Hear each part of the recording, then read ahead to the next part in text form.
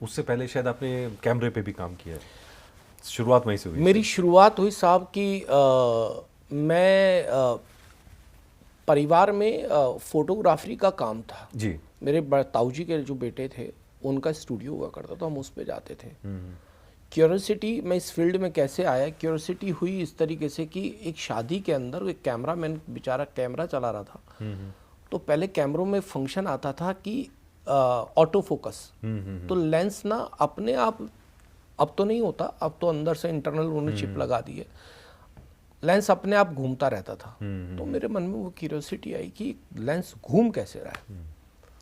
और मैंने उसी चीज़ को पकड़ के मैंने कहा कि यार नहीं, ये सीख रहे हैं। तो मैंने काम करना शुरू किया। तो पहले हम लाइटमैन हुआ करते थे, जो वीडियो वाले के साथ लाइट पकड़ के चलता है बच्चा, मैं वो हुआ करता था। तो 25 रुपये मिला करते थे सगाई के और 50 रुपये मिला करते थे शादी के। और वो भी मैं लेने जाता था साइकिल पे। तो भाई दे दो, तो वो भी आधे पैसे देते थे कि दे दिया तो ये just like a we are labour, तो अगर पूरे दे दिए तो नहीं आएगा। तो फिर उसके बाद कैमरा चलाना सीखा। तो 50 रुपये हो गए सगाई के और 100 रुपये हो गए शादी के। तो वहाँ से मेहनत करनी शुरू करी। तो शादियों में वीडियो बनाना, फ़ोटो खींचना, वहाँ से मेरा कैरियर शुरू हुआ। सन 1996 या 97 के करीब मुझे मृदुल किशन शास्त्री जी के साथ अटैच होने का मौका मिला। उनके लिए हम लोग वीडियो बनाया करते थे।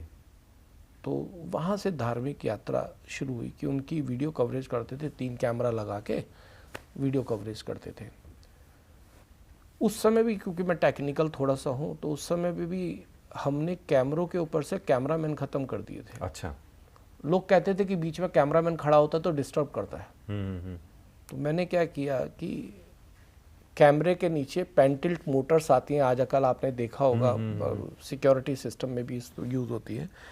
तो हमने वो मोटर्स कैमरे के नीचे लगा दी, ट्राईपॉड के नीचे लगा के, और उसका कंट्रोल एडिट टेबल पे ले गए। और कैमरे के अंदर एक सॉकेट होता है, उसमें से भी सारे कनेक्शन उस सॉकेट पे लाके कैमरे का कंट्रोल भी टेबल पे ले गए जी। तो एक आदमी, जैसे हमारे, आपने तो किया है काम, जैसे सीसीयू कंट्रोल करता है, तो एक आदमी वो मोटर्स और वो कंट्रोल करता रहता था वहाँ से, और एक आदमी स्विचिंग पे रहता था। मैन पावर घट गई, 5 आदमी की जगह 2 आदमी काम कर रहे हैं। तो वो मेरी यूएसपी बन गई कि यार इस कैमरा विदाउट आदमी चलाता है लड़का। तो फिर वहाँ से मेरा जुड़ाव हुआ मुनीश्री तरुण सागर जी महाराज जी, और उसी समय जुड़ा हुआ सुधांशु जी महाराज से।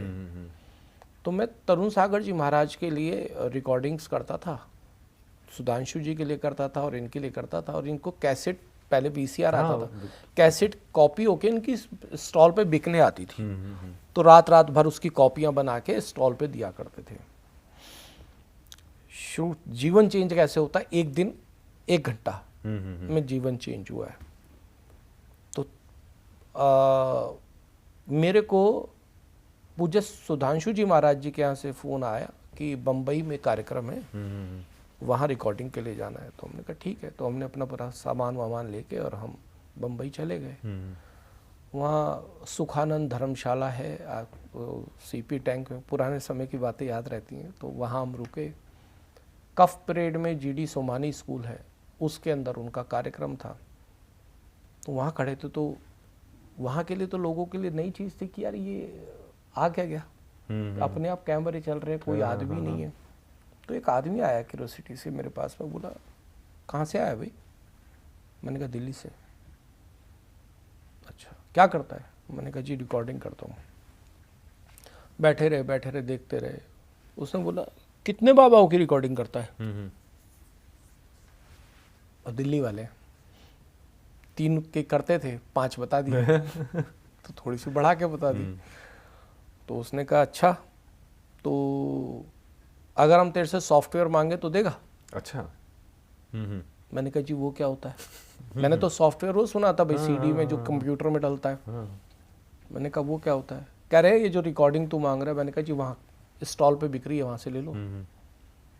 तो कहने लगे भाई मेरा नाम राजेश अडवाणी है और मैं जी टीवी से हूँ। मैं जी टीवी पे हमारे 96 की बात है या 7 की, हमारा कार्यक्रम चलता है जागरण करके, उसमें हम संतों के प्रवचन चलाते हैं। तो उसके लिए तेरे से बात कर रहा हूँ। मैंने सुना था उस कार्यक्रम का, मैंने कहा जी जी जी मैं दे दूंगा। तो उन्होंने कहा मैं अपने बॉस से बात करूंगा और तुझे बुलाऊंगा तो तू बम्बई आ जाएगा। मैंने कहा जी आ जाऊंगा। तो उन्होंने कहा अपना नंबर दे। तो मेरे पेजर हुआ करता उस समय तो पेजर थे, तो मैंने पेजर का नंबर दे दिया और एक पीपी नंबर हुआ करता था। तो पीपी नंबर आजकल की यूथ नहीं समझेगा क्या होता था। तो पीपी नंबर होता था जो कि पड़ोसी के घर में फोन लगा हुआ है, उसको पीपी नंबर बोलते थे। तो वो बुला लेते थे। तो एक हफ्ते बाद वहां से फोन आया कि बॉस से बात हो गई है, आप आ जाना। ठीक है। उसी दौरान उसके निकलते ही एक घटना और घटी। एक बहन अपने बच्चे की फोटो खिंचाना चाह रही थी सुधांशु जी के साथ, जैसे संत महात्माओं के साथ सब फोटो खिंचाते हैं। बड़ी देर से लगी थी, मैं देख रहा था कि नहीं खिंचा पा रहे, क्योंकि मैं पुराना हो चुका था पूज्य महाराज जी के साथ, तो सब जानते थे। तो मैंने कहा क्या हुआ बहन? कह रहे बहन भाई ऐसे ऐसे बात है। तो बोले कि, मैंने कहा लाओ मैं तो हॉट शॉट का कैमरा था, मैंने महाराज जी के पास खड़ा किया, फ़ोटो खींचे दे दिया। तो उन्होंने पूछा भाई कहाँ से है? मैंने कहा बहन दिल्ली में। दिल्ली में से कहाँ से है? मैंने कहा शाहदरा में। शाहदरा में कहाँ से है? मैं कहा बहन तेलीवाड़ा से। तेलीवाड़ा में कहाँ से है? मैंने कहा बहन जाट धर्मशाला के पास से। कह रहे भाई नरेश की दुकान देखी है? तो वो बहन हमारे ही गली की निकल गई। तो बोली कि भाई तू कल खाना खाए बिगर घर आए बिगर नहीं जाएगा, चूँकि गांव से जुड़े हैं। तो अपना यह है कि अगर गांव की लड़की अगर ब्याही है किसी भी गांव में, तो पूरी बारात अगर गई है, कोई भी गया, तो उस लड़की के घर जरूर जाएंगे, क्योंकि गांव की बिटिया है। तो मैं गया, जाके वहाँ पर जो भी रिचुअल्स होते हैं वो करे, भोजन प्रसाद किया, आ गया। तो आदेश हुआ जीजा का भी हमारे और बहन का भी कि आज के बाद तू कभी भी बम्बई आएगा तो यहाँ ठहरेगा। अच्छा।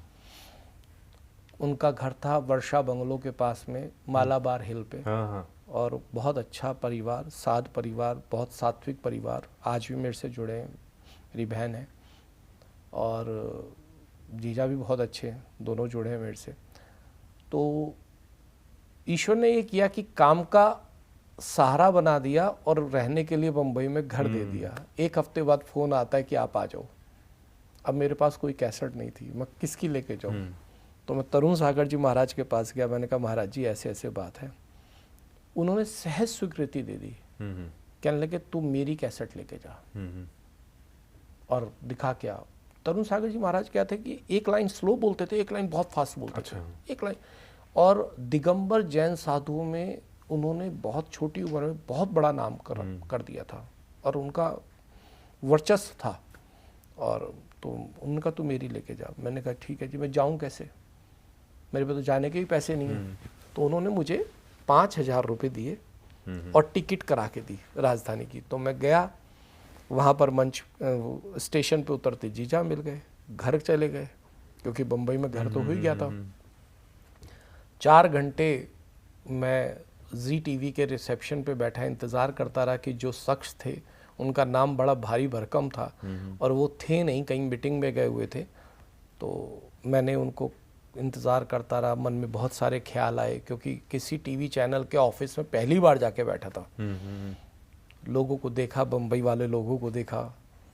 तो वो व्यक्ति आए, बिल्कुल सिंपल सादे, पैंट कुर्ता पहना हुआ, कुर्ते में भी पेंट के दाग लगे हुए, दाढ़ी बढ़ी हुई। कह रहे मनोज? मैंने कहा जी। सत्यनारायण मौर्य। मैंने कहा बाबा जी।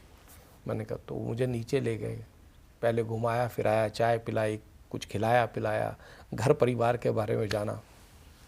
फिर उन्होंने मुझको कहा कि कैसेट देखी। कह रहे यार ये तो बहुत तेज बोलता है। तो मैंने कहा जी यही है, बस इसी को ओके कर दो। तो उन्होंने उसको ओके किया। ओके करने के बाद में उन्होंने कहा हम तुमसे एक पैसा लेंगे नहीं और हम तुम्हें एक पैसा देंगे नहीं, हम आपको कंटेंट लेंगे, बस आपका चला देंगे, क्वालिटी ये चाहिए। मैंने कहा ठीक है। हम आए, लेटर लेके आ गए। हमने आके यहाँ पर बता दिया कि महाराज जी हो गया अप्रूव। वो खुश हो गए। तो मैंने कहा जी रिकॉर्डिंग करने के पैसे लगेंगे। तो मैंने एक फिगर तय करी उनके साथ कि इतने पैसे लगेंगे। उन्होंने सहज स्वीकार कर लिया। मैंने जो फिगर बोली उसको कैलकुलेट 30 से किया तो मैंने कहा ये तो बहुत सारे पैसे होते हैं। तो उन्होंने मुझे एडवांस दिया 60,000 रुपया। उस समय का 60,000 रुपये। साहब 3 दिन नींद नहीं आई, कितने सारे पैसों को रखूँगा। और उसके बाद बाबा सत्यनारायण मौर्य की ऐसी कृपा हुई और जी का ऐसा प्रेम मिला कि 3 स्लॉट चलते थे साहब, और तीनों मेरे चलते थे, सुबह 6 बजे, 6:30 बजे और 7 बजे। तो वो चलने लगे, संतों के साथ जुड़ाव होना शुरू हो गया, जैन संतों का बहुत काम करना शुरू किया।